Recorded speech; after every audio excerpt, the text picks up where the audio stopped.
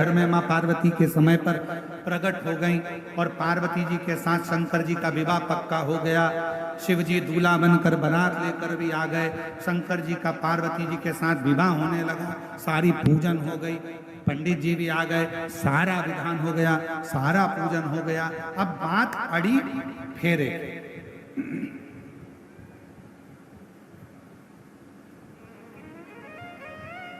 ब्राह्मण देवता बोले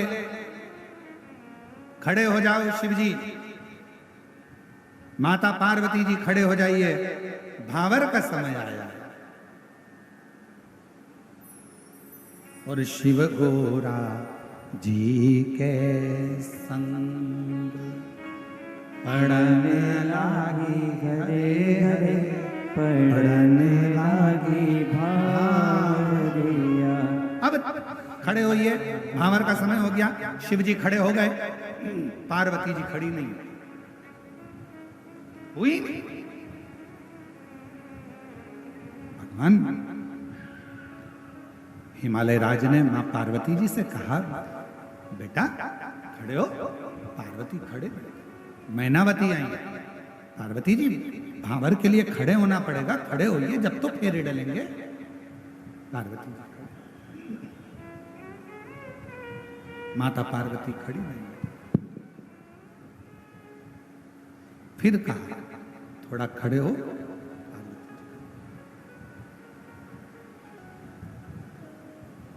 पूरा दिन निकल गया, पार्वती जी फेरे के लिए खड़ी नहीं। भगवान नारायण आ गए, भगवान ब्रह्मा जी आ गए। मां जगत जननी जगदम्बा पार्वती जी से जाकर विनय करा कि फेरे हो रहे हैं, खड़े होइए, भावर लेना है आपको। पार्वती जी खड़ी नहीं। नहीं नहीं, कोई की बात नहीं मानी। तब आखिरी में मां मैनावती के पिताजी, पार्वती जी के नाना जी पितरदेव मंडप में आए। इसलिए आज भी सनातन धर्म में मंडप शादी का जब लगता है तो उसमें पितरों की पूजन होती है। पितरदेव आए, उन्होंने अपनी नातिन से पूछा, बेटी शिव जी के साथ तुम्हारी भावर होने वाली है, फेरे डलने वाले हैं, तुम ये फेरे क्यों नहीं लगाती? पार्वती जी ने अपने नाना जी से कहा, ये बताओ नाना जी, दो पुरुष एक स्त्री फेरे कैसे ले? शंकर जी के मस्तक पर चंद्रमा है, अगर मैं फेरे लूंगी तो दो पुरुष के साथ हो जाएंगे। शिव जी से कहो ना कि चंद्र को त्याग दें और फिर मुझसे विवाह करें। शंकर जी के कानों में शब्द गया, शंकर जी ने चंद्र को हाथ जोड़कर दूर किया और पार्वती जी के साथ में फिर फेरे डले। और शिव पार्वती के संग पड़ने लागी हरे हरे, पड़ने लागी भावरिया। शिव पार्वती के संग पड़ने लागी हरे हरे, पड़ने लागी भाव। 23 साल के बाद हुआ। एक बार जोरदार ताली बजाकर स्वागत करिए।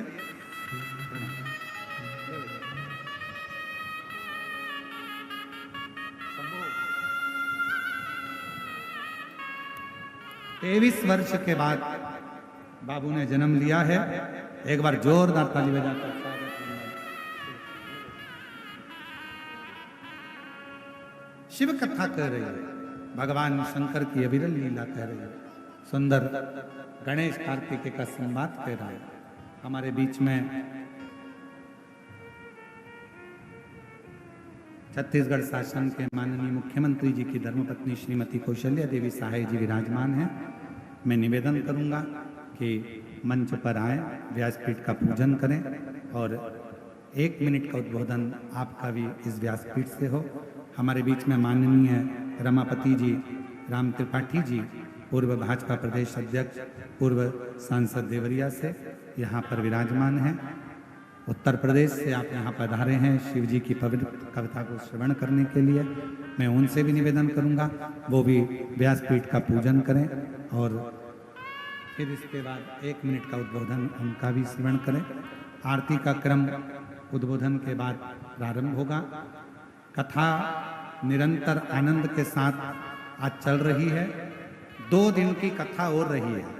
और कल श्रावण के महीने की चौथी सोमवारी है। सावन की महीना विराम पर जा रहा है और विराम का सोमवार है। बड़े भाग्यशाली हैं भिलाई वाले जिनको सोमवारी के दिन श्रावण के महीने में ये शिव महापुराण की कथा श्रवण करने का सौभाग्य मिला है। कल की कथा इसी समय 1 बजे से 4 बजे तक होगी। परसों की कथा जिस दिन विराम होगी 5 तारीख की कथा सुबह 8 बजे से 11 बजे तक रहेगी।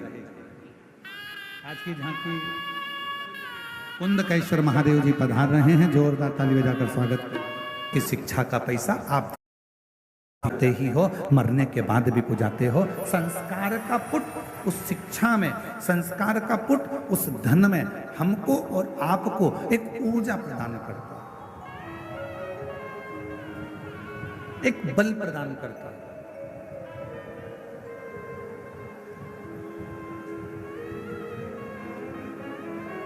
कल कथा में कहा था और हम फिर निवेदन करेंगे आपसे, आपकी जिंदगी में एक बात हमेशा उतार कर रखना। किसी को आप 1 रुपए दान नहीं कर सकते, बिल्कुल मत करो। किसी को आप अठन्नी नहीं दे सकते, बिल्कुल मत दो। इस व्यासपीठ से हम करें और एक बार नहीं, हम पहले भी कह चुके। आप किसी को अठन्नी मत दीजिए, 1 रुपया मत दीजिए।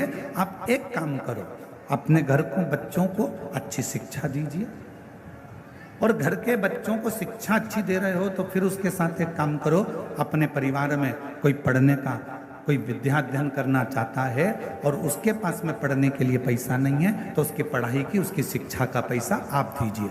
और अगर घर में भी अगर बच्चे अच्छे पढ़ रहे हैं और पैसा है तो पड़ोस में देखो कि कोई शिक्षा अध्ययन करने वाला हो और उसके पास धन नहीं है तो उसकी शिक्षा का खर्चा आप उठाइए।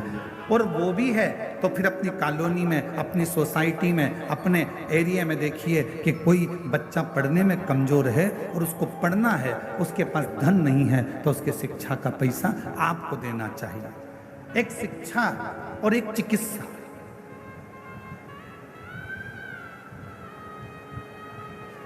एक शिक्षा और एक चिकित्सा, ये जिंदगी में जितना बन सकता है अच्छे के माध्यम से, अच्छे कर्म के माध्यम से बांटते जाओ। और मत बुरे कर्म कर बंदे वरना पछताएगा, भगवान की आंखों से तू बच नहीं पाएगा, तू बच नहीं पाएगा।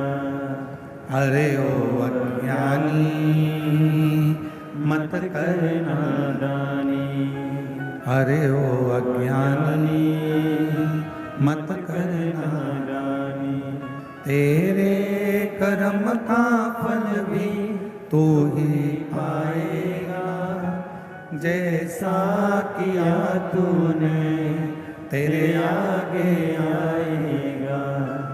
मत बुरे कर्म कर बंदे वरना पछताएगा, भगवान की आंखों से तू बच नहीं पाएगा, तू बच नहीं पाएगा।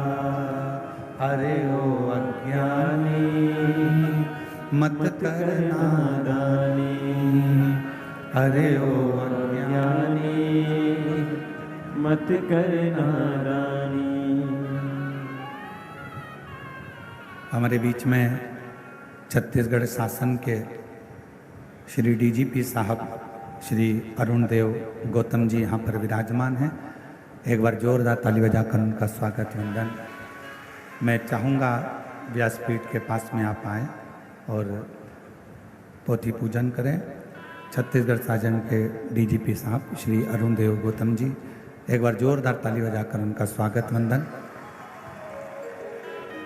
एक उच्च पद पर होने के बाद भी आपके संस्कार, उच्च पद पर होने के बाद भी एक माता पिता के जो संस्कार हैं वो बच्चों में झलकते हैं। और माननीय डीजीपी साहब के इस पंडाल में आना और शिव कथा में पहुंचना, ये माता पिता के संस्कारों की ही परिपथा है। एक बार जोरदार ताली बजाकर उनको स्वागत वंदन, अभिनंदन।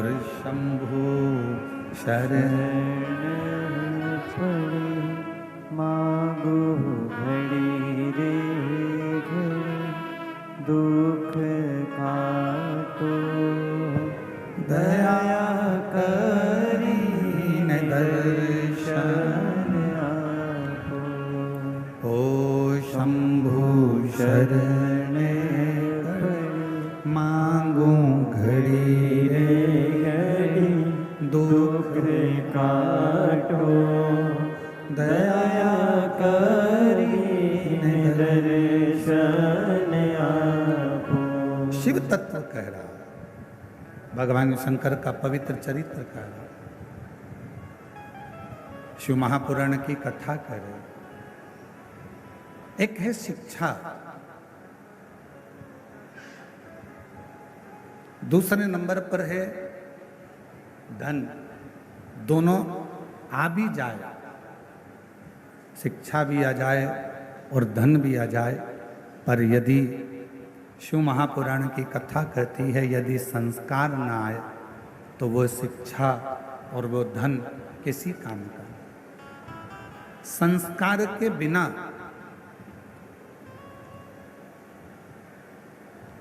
आपका धन बेकार है। एक बात पूछें, जरा उत्तर दीजिएगा। जितनी मेरी जीजियां बैठी हैं, जितने मेरे जीजा बैठे हैं, सब उत्तर देना।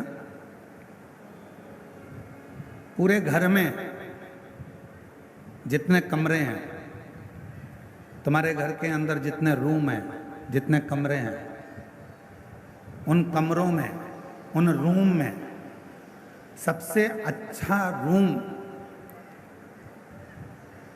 सबसे भरा हुआ रूम, जिस रूम में सबसे ज्यादा आनंद आपको आता है रुकने में, बैठने में, बोलने में, वो रूम अगर होगा तो आपके घर की माँ का, आपके पिता का रूम होगा, जिसमें थोड़ी देर बैठोगे तो आनंद की अनुभूति होगी। अपने माता पिता का रूम, अपने माता पिता का कक्ष, अपने माता पिता का रूम। दिन भर की थकान हो, दिन भर की तकलीफ हो, थकान हो, कष्ट हो बहुत ज़्यादा, आप थोड़ी देर अपनी माता के कमरे में, अपने माँ के कक्ष में, थोड़ी देर अपने पिता के कक्ष में, जो घर के बुजुर्ग हैं उनके पास में 2 मिनट, 2 क्षण, 5-10 मिनट जाकर बैठ जाइए। और आप जब वहाँ पर जाकर बैठेंगे तो शिव महापुराण की कथा कहती है, आपको ऐसा लगेगा कि मेरे सिर पर किसी बुजुर्ग का हाथ है, मेरे सिर पर कोई बड़ा बैठा हुआ है और मैं इस कार्य को कर सकता।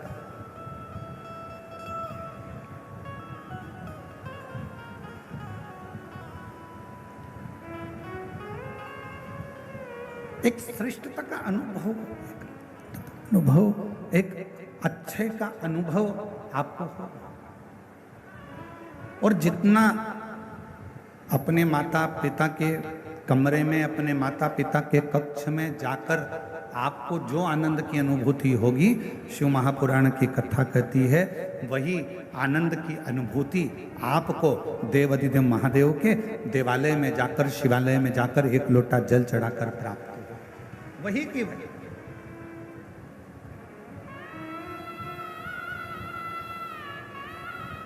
और शिव महापुराण की कथा कहती है, भगवान शंकर का चरित्र कहता है कि एक शिवजी ने माता सती से प्रेम किया, माता सती ने शंकर भगवान से प्रेम किया। दोनों के प्रेम में एक सबसे बड़ा अंतर यह है कि माँ सती जब भगवान देवाधिदेव महादेव से स्नेह करी और सती माता का स्वयंवर दक्ष प्रजापति ने रखा और शिव जी को निमंत्रण ना देकर भगवान शंकर का एक मूर्ति पाषाण की दरवाजे पर खड़ी कर दी। और जो दरवाजे पर पाषाण की मूर्ति खड़ी करी, माँ सती ने जैसे ही उस पाषाण की मूर्ति पर, भगवान शंकर की मूर्त पर जैसे ही माला पिनाई, माला पिनाते से ही भगवान शंकर उस पाषाण की मूर्ति से प्रकट हो जाते हैं, उस पाषाण की मूर्ति से सामने आ जाते हैं। अब प्रेम कितना प्रकट हो, प्रेम की कितनी परिभाषा हो, प्रेम की कितनी आनंदता हो, कितनी आनंद। शिव महापुराण की कथा कहती है, यदि आप भगवान देव अधिदेव महादेव से स्नेह करते हो, प्रेम करते हो, शिव को अपना पिता मान लेते हो, भगवान शंकर को अपना एक आनंदमय भाव मान लेते हो, और शिव जी के मंदिर में जाकर आप जब एक लोटा जल समर्पित करते हो, शंकर भगवान से अपने मन की बात कहते हो, शिव जी को अपने हृदय की बात जब श्रवण कराते हो, दुनिया की दृष्टि में हो सकता है कि वो पाषाण हो, दुनिया की दृष्टि में हो सकता है कि वो पत्थर का शिवलिंग हो, दुनिया की दृष्टि में हो सकता है कि वो एक पाषाण हो सकता है, दुनिया की दृष्टि में केवल एक पत्थर का एक मूर्ति हो सकती है, शिवलिंग हो सकता है, पर शिव महापुराण की कथा कहती है जब आप दिल से, प्रेम से, स्नेह से एक लोटा जल शिव को समर्पित करते हो और अपने मन की बात कहते हो, उस समय पर शिव पाषाण के नहीं रहते, पत्थर के नहीं रहते। मेरा वो घड़दानी आपकी बात सुनने के लिए आपके सम्मुख में हाल हाजुर विराजमान हो जाते।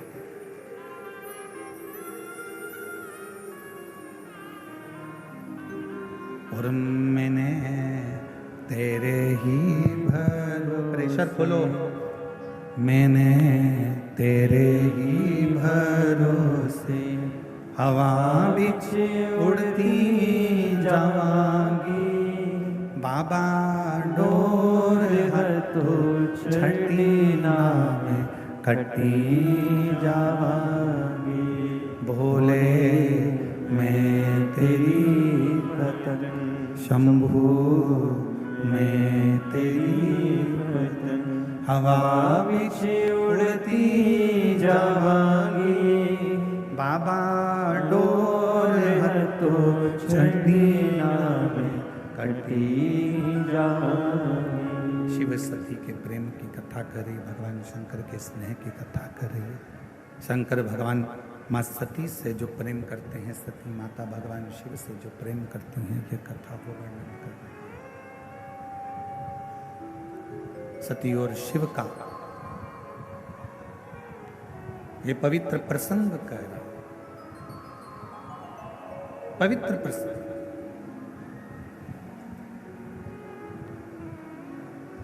और एक बड़ी सुंदर चरित्र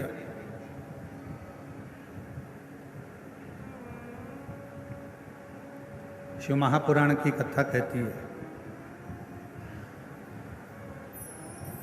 जिसको दुनिया ने त्याग दिया,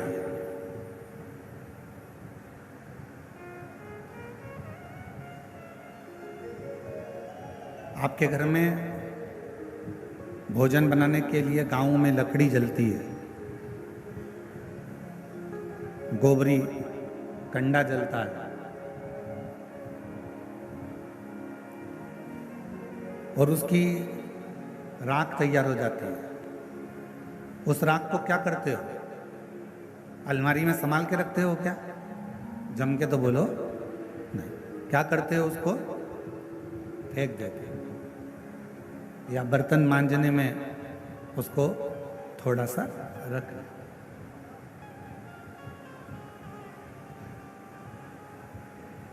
अब जिस राख को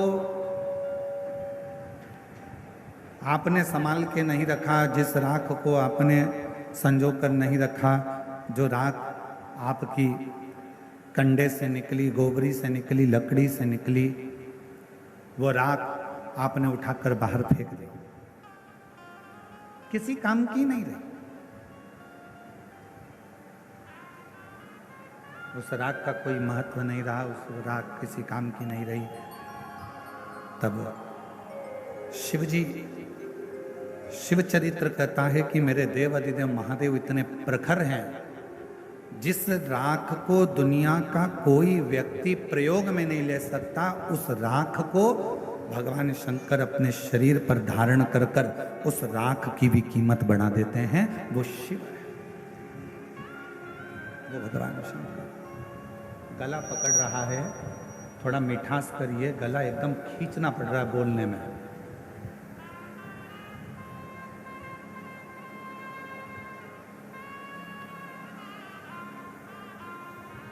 राख, जिस राख का कोई महत्व ही नहीं,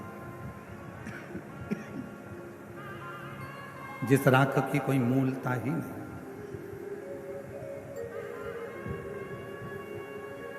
वो राख भगवान शिव अपने शरीर पर धारण करते हैं, अपने शरीर। और चपटी भभूत में है खजाना कुबेर का। वो राख मेरे भगवान शंकर, वो राख मेरे शिव अपने शरीर पर धारण कर रहे हैं। और एक और प्रसंग ध्यान देना, राख तो शिव जी ने अपने शरीर पर धारण कर लिया। जो सर्प मंथन के समय पर निकला, जो सर्प मंथन के समय पर प्रयोग में लिया गया, प्रयोग में उस सर्प को लिया गया, उसका शरीर पूरा की पूरा घिस गया था। बीच बीच में वो शरीर पूरा रक्त से सराबोर हो गया था। वो सर्प अमृत देवताओं ने ले लिया और विष शिव जी के पास आ गया। और वो सर्प जो शरीर से बिल्कुल बेकार सा हो गया था, जिसका शरीर पूरा घायल हो गया था, जिसका शरीर किसी काम का नहीं बचा था, वो सर्प आखिरी में भगवान शंकर को दया आई और शिव जी को लगा कि देवताओं ने तो अमृत प्राप्त कर लिया, मुझे विष मिल गया।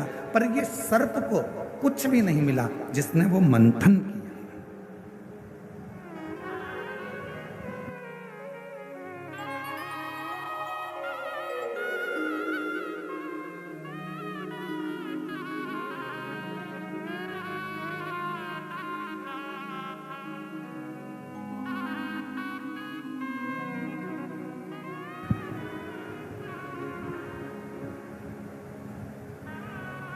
शिव जी ने वो सर्प को देखा कि उसका पूरा शरीर बेकार सा हो गया, पूरा शरीर। और जब शरीर पूरा बेकार सा हो गया, तब मेरे देवाधिदेव महादेव ने उस सर्प को अपने गले में धारण किया, अपने गले।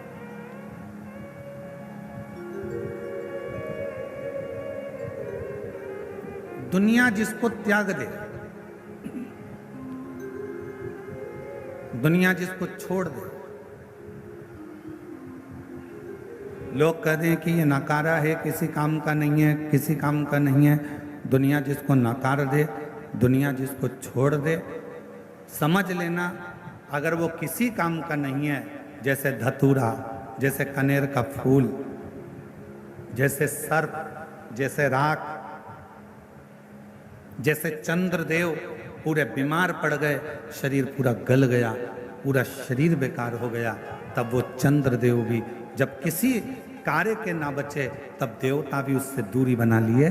तब मेरे भगवान शंकर ने चंद्र को भी स्वीकार करा, राख को, भस्म को भी स्वीकार करा। तब मेरे भगवान शंकर ने सर्प को भी स्वीकार करा, और राख को, धतूरे को, कनेर को मेरे शंकर भगवान स्वीकार करते गए, स्वीकार करते गए। मेरे शंकर भगवान स्वीकार करते गए, मेरे शिव जी ने उसको स्वीकार कर लिया। ऐसे मेरे भगवान शंकर है, ऐसे मेरे भगवान शिव है। और ये शिव, ये शंकर, ये उघड़दानी, ये त्रिकालदर्शी, ये कैलाशी, ये अविनाशी। और मैंने तेरे ही भरोसे, मैंने तेरे ही भरोसे हवा बीच उड़ती जावांगी, बाबा डोर हत्तो छड़ी नामे कटी जावांगी। भोले मैं तेरी पतंग, जो किसी काम का नहीं हो, जो किसी कार्य का नहीं हो, जो किसी कार्य का नहीं हो, किसी काम का नहीं हो, वो मेरे शिव के काम का, मेरे शंकर।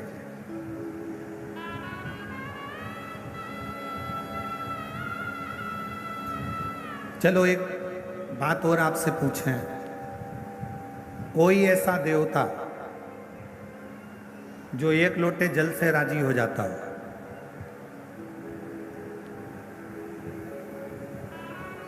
तैतीस कोटि देवता में केवल एक देव अधिदेव महादेव ऐसे हैं जो एक लोटा जल चढ़ाते से ही प्रसन्न हो जाते हैं। केवल एक लोटे जल से ही भगवान शिव प्रसन्न हो जाते हैं। केवल एक लोटे जल।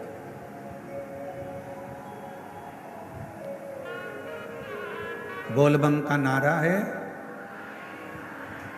जरा जम के बोलो, बोलबम का नारा है,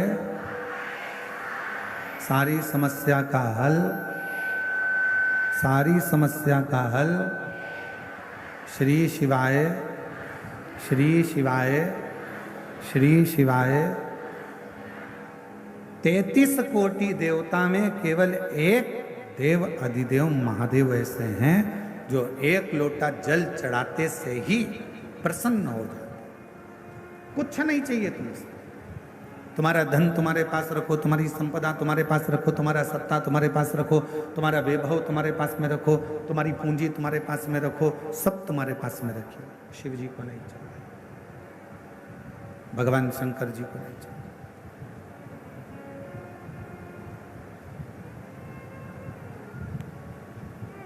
एक प्रसंग, उस प्रसंग में भगवान दक्ष प्रजापति की बेटियां, जिनका विवाह चंद्रदेव के साथ में हुआ था, वो सारी की सारी 27 कन्या रोती रोती दक्ष प्रजापति के पास पहुंच गई।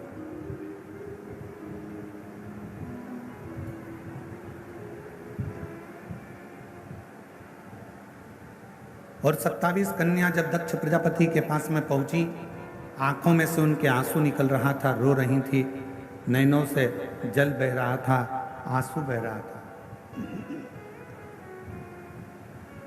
दक्ष प्रजापति ने अपनी बेटियों से पूछा कि तुम्हें हुआ क्या,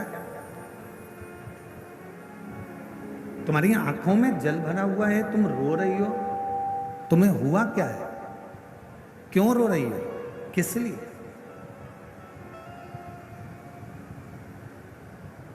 दक्ष प्रजापति की बेटियों ने अपने पिता के गले लगा और गले लगकर दक्ष प्रजापति की बेटियां रोती हुई बोली, पिताजी, हमारे स्वामी जिनके साथ में आपने हमारा विवाह करा है, जिनके साथ हमें परणाया है, हमारी शादी करी है, हमारा विवाह करा है, वो चंद्रदेव केवल एक रोहिणी से प्रेम करते हैं, बाकी का हमसे कोई प्रेम नहीं।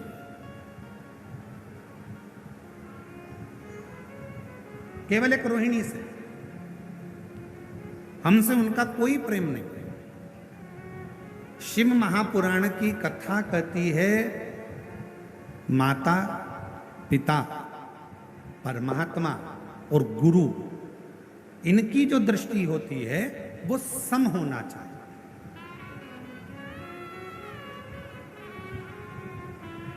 घर की बूढ़ी मां, जितनी बुजुर्ग माताएं बैठी हैं, इनसे निवेदन है, तुम्हारे मुंह से कभी मत कहना कि बड़ी बहू अच्छी कि छोटी बहू अच्छी। बुढ़ापा आते आते गेंद किसी भी पाले में जा सकती है और कोई सी भी बहू से पाला पड़ सकता है, कोई सी भी बहू से काम पड़ सकता है।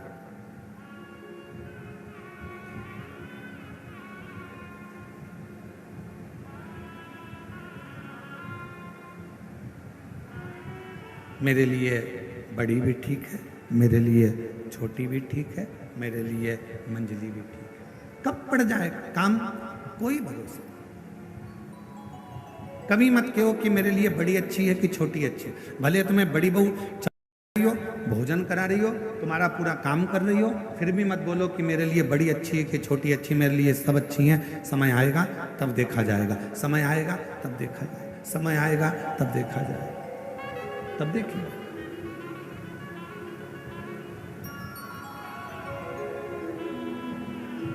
पर माता पिता गुरु के लिए तो ये बात है कि सबके लिए समदृष्टि रखो, पर पति के लिए, एक पत्नी की पति के लिए ये बात नहीं है कि समदृष्टि रखो।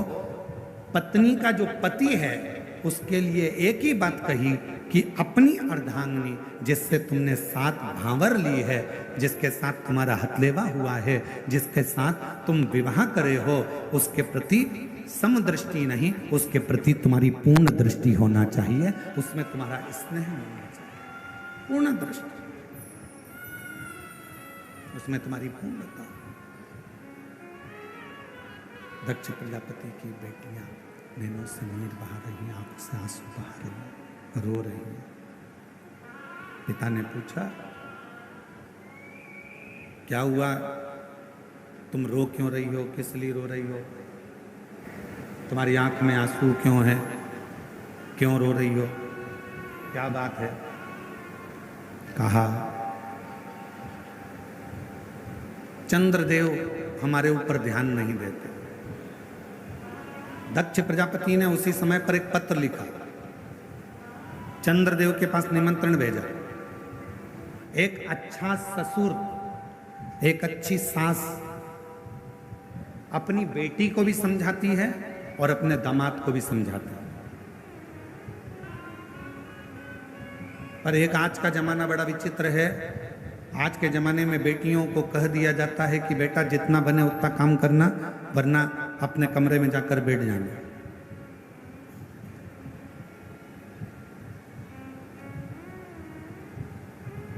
पर एक अच्छी मां, ये बक्से नहीं चल रहा है, एक अच्छी मां, ये चल रहे हैं, एक अच्छी मां और एक अच्छा पिता जब अपनी बेटी के या दामाद के पास में जब कोई बात होती है, या कोई प्रसंग होता है, या कोई विवाद हो जाता है, या कोई लड़ाई हो जाती है, तो सास ससुर अपनी बेटी और दामाद दोनों को समझाते हैं, दोनों को समझाते हैं।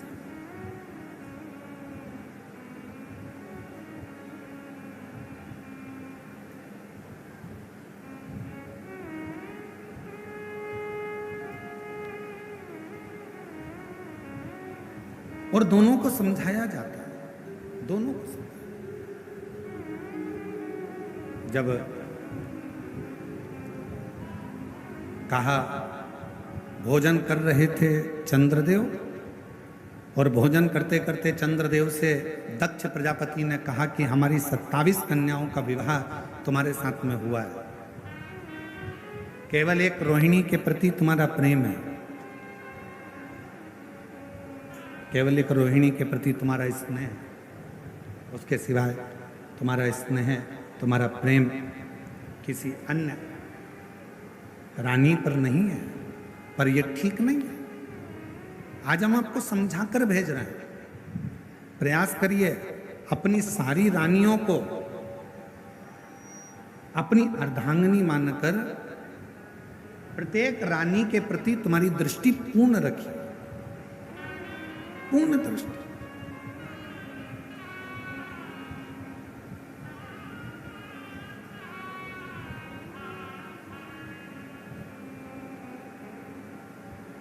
कहा, ठीक है, जो गलती हुई है उसे मैं क्षमा चाहता हूं। और शिव महापुराण की कथा कहती है, भगवान शंकर का चरित्र कहता है, शिव तत्व कहता है, परिवार वाले रूठे, चल जाएगा, चलेगा, नातेदार रूठे, चलेगा, रिश्तेदार रूठे, चलेगा,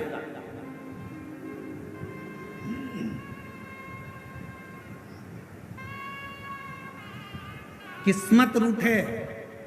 शिव महापुराण की कथा ये भी कहते हैं, नातेदार रूठ रहे हैं, रिश्तेदार रूठ रहे हैं, कुटुंबी रूठ रहे हैं, परिवार वाले रूठ रहे हैं, सब रूठे, चलेगा, किस्मत भी रूठे, चलेगा। शिव महापुराण की कथा यहां तक कहती है कि किस्मत भी रूठे, चलेगा। पर शिव पुराण की कथा कहती है, सब रूठे पर किस्मत बनाने वाला नहीं रूठना चाहिए, वो हमारे लिए अनुकूल होना चाहिए।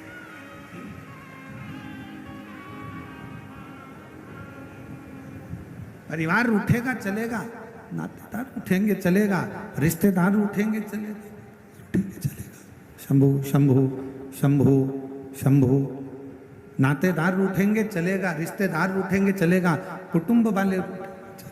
शंभु शंभु। रिश्तेदार, नातेदार, कुटुंबी, कबीले वाले कोई भी रूठेगा चलेगा, यहाँ तक कि किस्मत रूठेगी वो भी चलेगी। पर शिव महापुराण की कथा कहती है कि किस्मत बनाने वाला नहीं रूठना चाहिए। जिसने हमारा भाग्य बनाया, जिसने हमारी किस्मत बनाई, जिसने हमारा भाग्य बनाया वो ना रूठे। और संगी रूठे, साथी रूठे, रूठे जग सारा, पर एक नहीं रूठे भोलेनाथ जी हमारा। कि संगी रूठे, साथी रूठे, रूठे जग सारा, पर एक नहीं रूठे भोलेनाथ जी हमारा।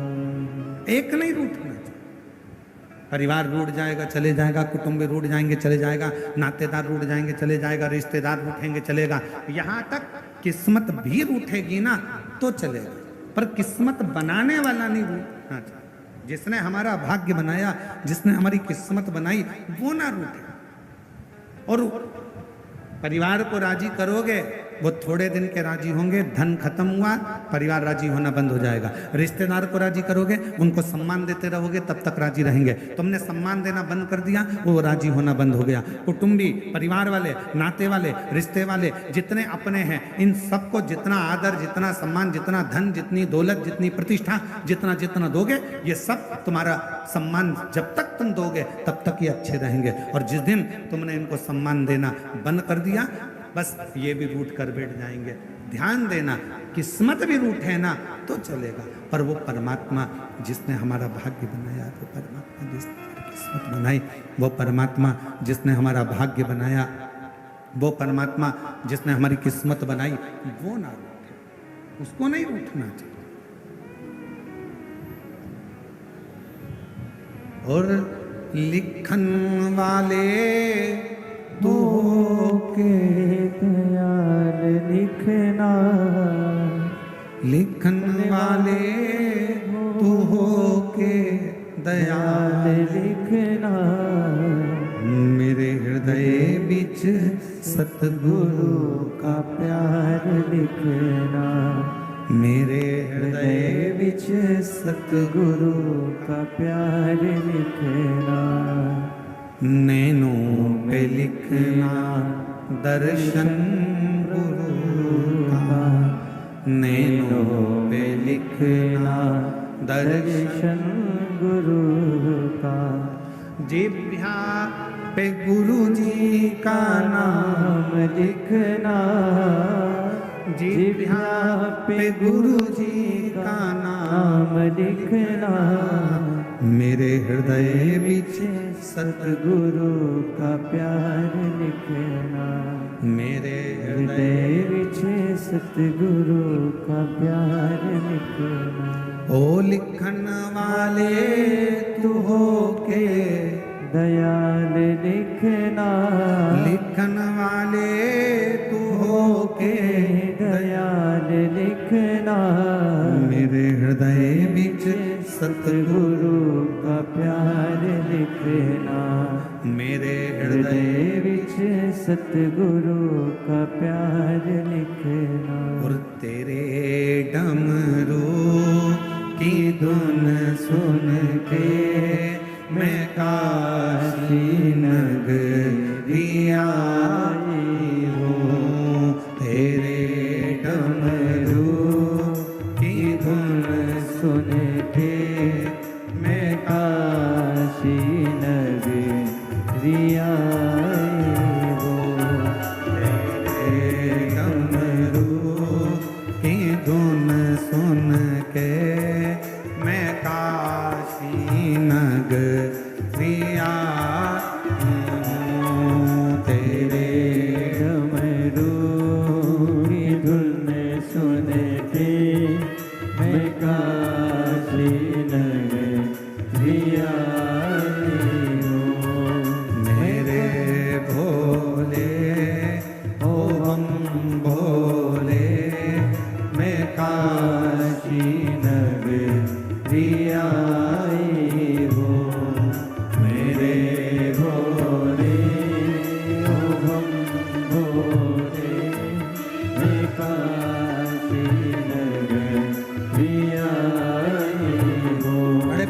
से दोनों हाथों से ताली सेवा देते हुए।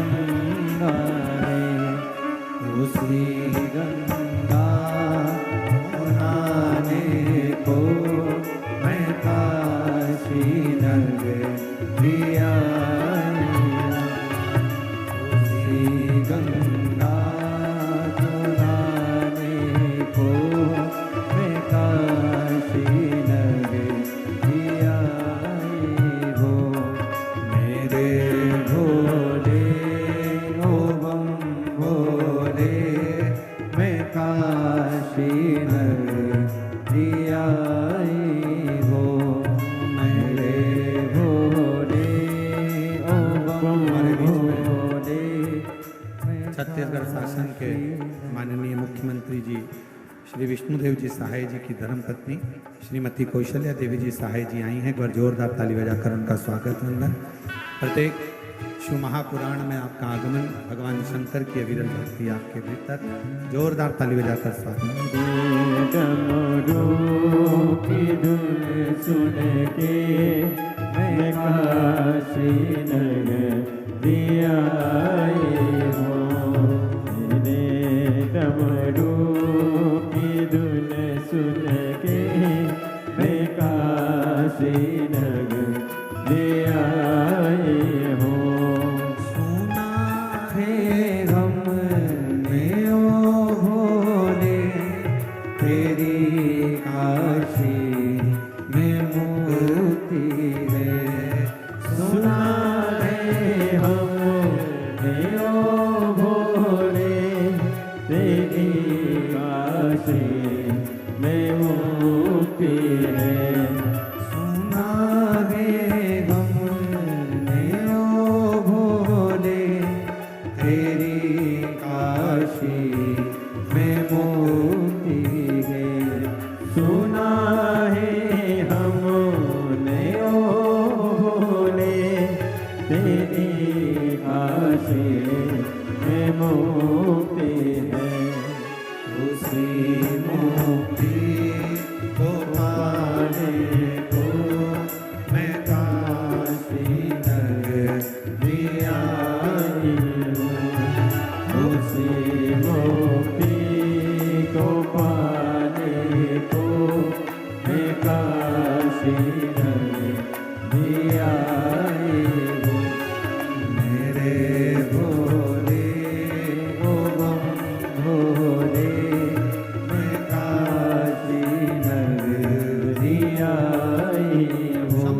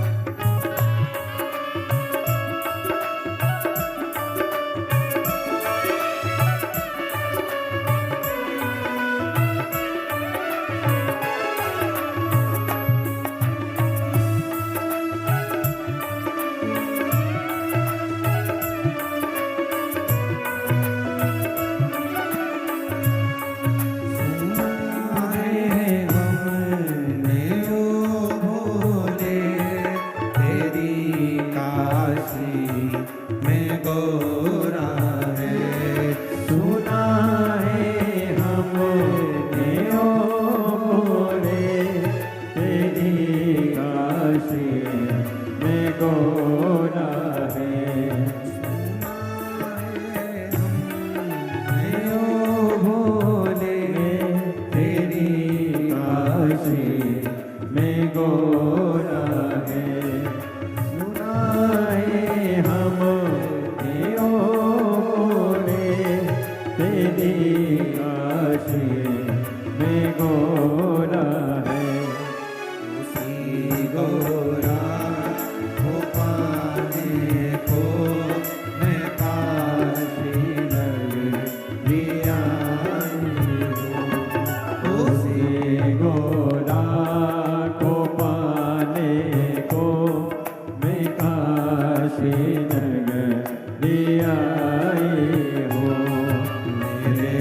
भोले ओ हम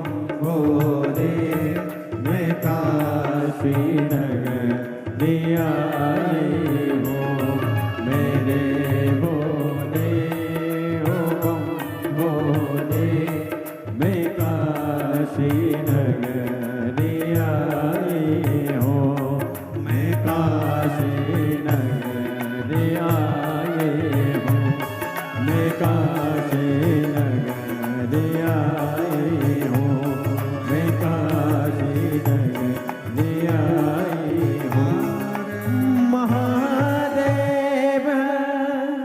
अपने स्थान पर बैठकर भगवान देवादिदेव महादेव जी से मन की बात करिए, हृदय से प्रार्थना करिए, निवेदन करिए, विनय करिए, बाबा से अपने मन का भाव करिए, दिल से विनय करो, प्रार्थना करो, विनती करो।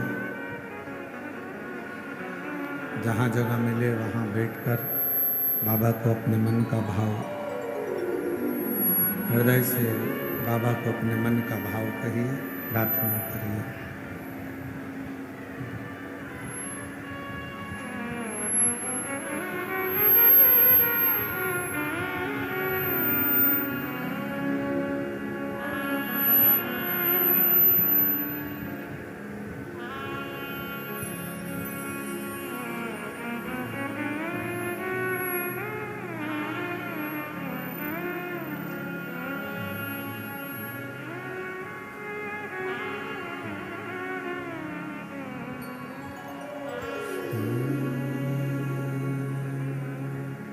शिवाय नमस्तुभ्यं श्री शिवाय नमस्तुभ्यं श्री शिवाय नमस्तुभ्यं श्री शिवाय नमस्तुभ्यं श्री शिवाय नमस्तुभ्यं। भोला सब दुख काटो ओ भोला सब दुख काटो हमारा। शिव शंकर जप तेरी माला भोले बाबा जप तेरी माला भोला सब दुख काटो हमारा ओ भोला सब दुख काटो। वेश है मंगल मंगलकारी वेश है मंगल मंगलकारी शमशान वासी हमारा शमशान वासी हमारा ओ भोला सब दुख काटो हमारा ओ भोला सब दुख काटो हमारा।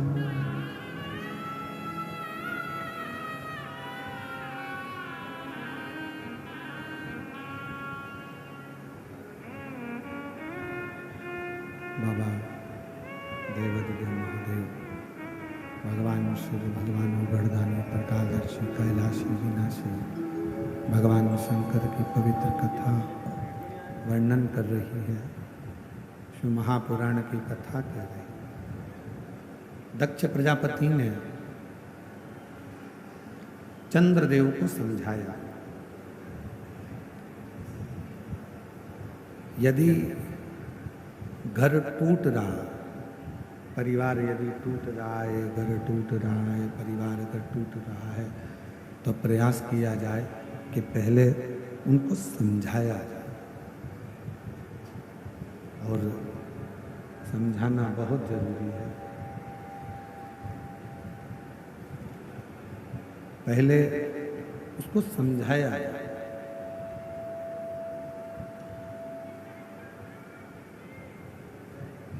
एलईडी चालू करवा दीजिए। एलईडी वाले एलईडी चालू करें।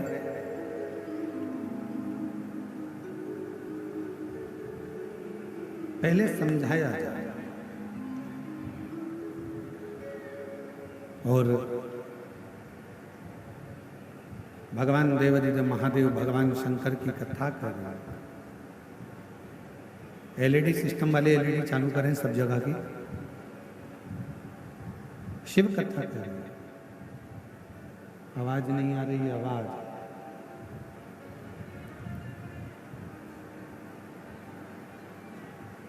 शिव कथा कर रहे हैं। भगवान शंकर का चरित्र दक्ष प्रजापति ने समझाया। चंद्रदेव पहले तो राजी हो गए, फिर चंद्रदेव वापिस।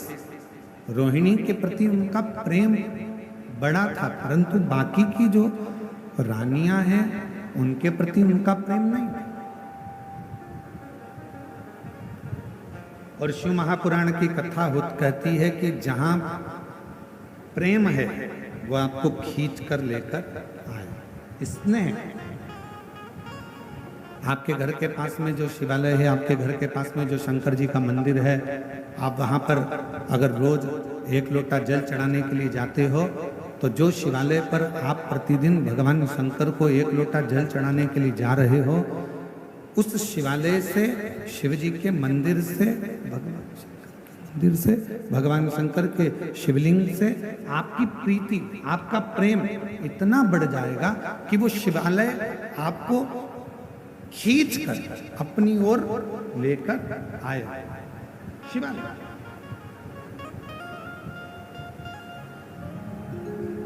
और मैं छत्तीसगढ़ शासन के माननीय मुख्यमंत्री जी श्री विष्णुदेव जी सहाय जी की धर्मपत्नी श्रीमती कौशल्या देवी जी सहाय जी बैठी हैं।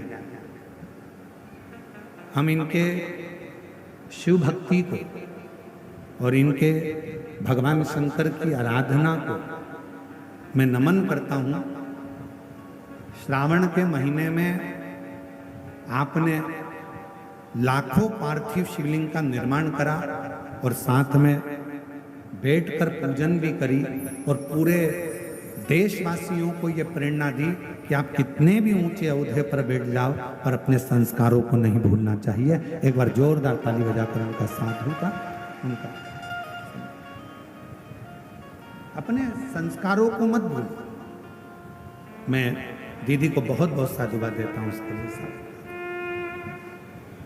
शिव तत्व इसी को कहता। पहले समझाओ, शंकर के प्रति प्रेम होगा, शिव के प्रति प्रेम होगा। कहां से लेके आए हो?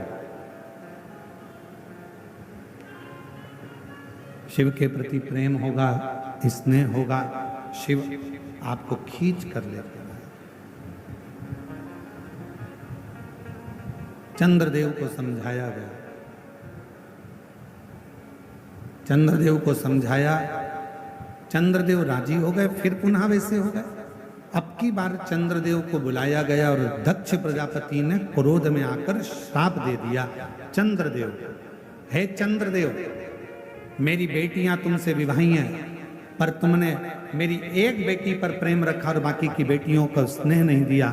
मैं तुम्हें श्राप देता हूं कि तुम्हारा काया का रोग होगा और तुम्हारा शरीर, तुम्हारा पूरा शरीर गल गल कर नीचे गिरेगा।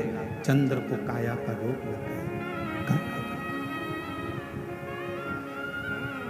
और जब चंद्र को काया का रोग लगा, चंद्रदेव की आंख में आंसू भर गए और रोने लगे।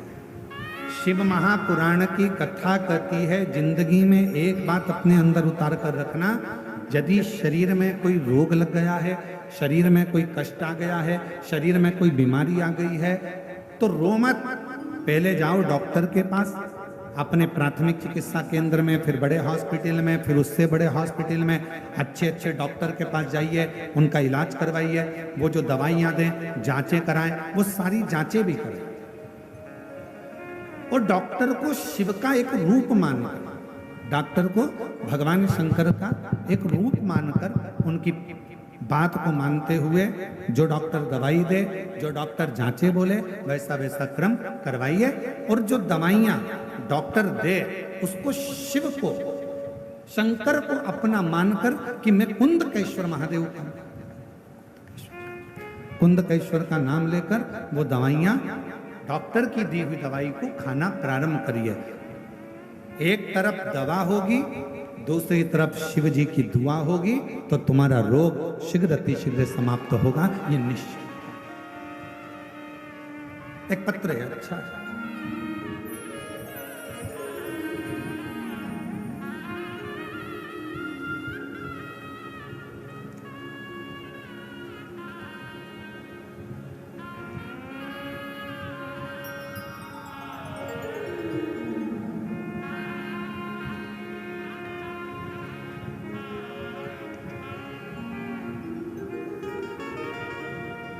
मेरा नाम सोवर्षा शिवाजी सावरकर है।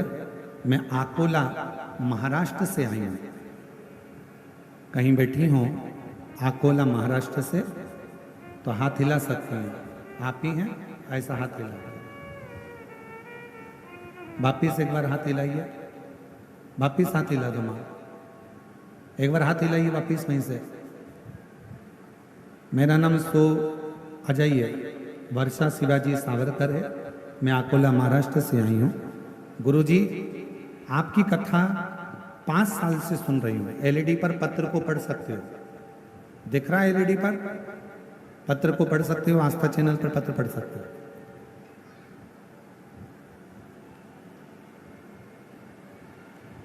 एलईडी नहीं चल रही है क्या? एलईडी वालों से निवेदन है, कृपया एलईडियां चालू करिए। इधर साइड की सारी एलईडियां देखिए और चालू करो उनको।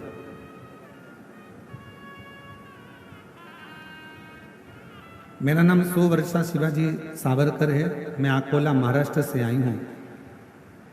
आपकी कथा 5 सालों से सुन रही हूँ।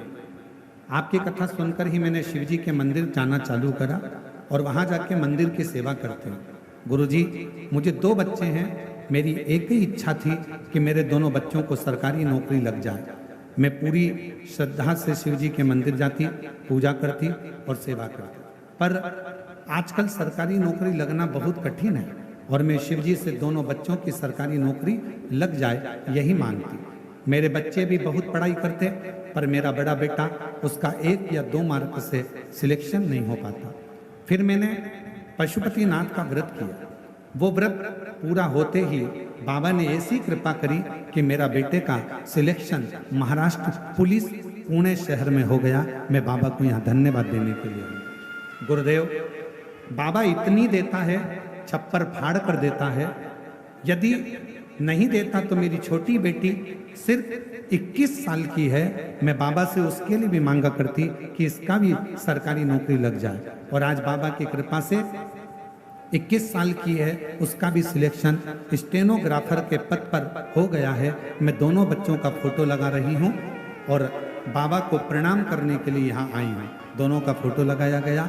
एक बेटे का पुलिस में सिलेक्शन, दूसरे का स्टेनोग्राफर के रूप में सिलेक्शन हुआ। जोरदार ताली बजाकर साथ में।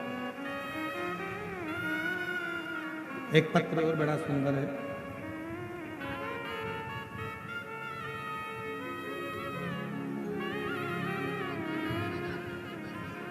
बधाई, बधाई। एक बार जोरदार ताली बजाएं दोनों बच्चों की।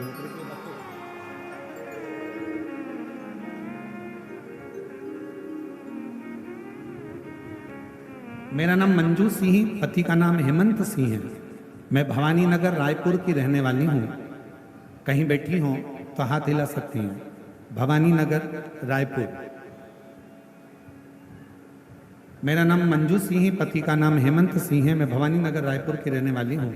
भोले बाबा की कृपा का मैं क्या गुणगान करूं। मेरा बड़ा बेटा 2016 से सीए की तैयारी कर रहा था 2022 तक भी उसने सभी एग्जाम दिए, पर पढ़ता भी था, पर अधिक